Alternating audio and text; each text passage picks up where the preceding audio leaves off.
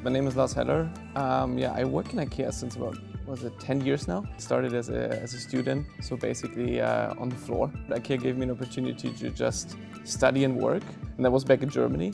I worked in different roles, I think every 2 years, but I did many different departments. It was quality, it was HR, so working in the store too. But I always kept in logistics. After 6 years, 3 different roles, it was time for a change, a total change. And then I had the privilege to go to China, to move to Shanghai.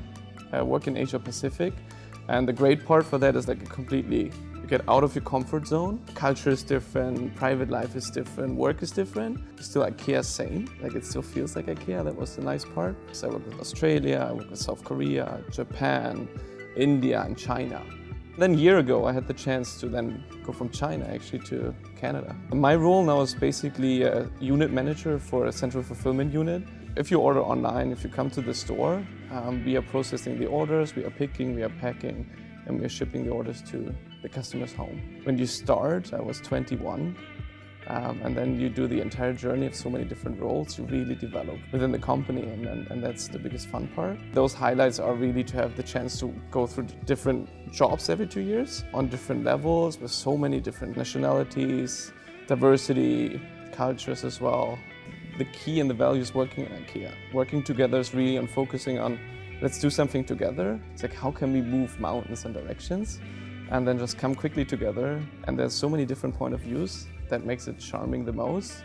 I've experienced so many unique moments when you really made a change and have impacted people, growth, development. And for me especially, I've seen a lot of managers that developed me throughout my journey. Now it's for me developing other people.